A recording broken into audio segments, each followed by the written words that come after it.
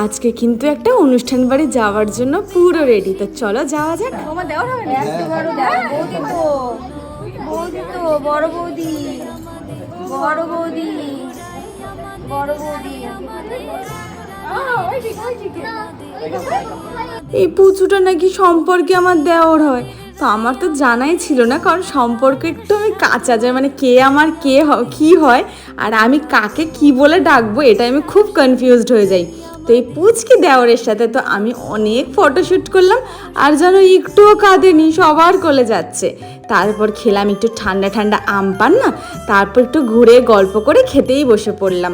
আর এইখানে এখন খাবার আসার জন্য অপেক্ষা করা হচ্ছে, আর খাবারও তো ছিল খুব সুন্দর সুন্দর মেনু, যা কিন্তু আমি অলরেডি শেয়ার করে ফেলেছি আমার নামের নিচে, লিঙ্কটাতে গিয়ে দেখতেই পারো।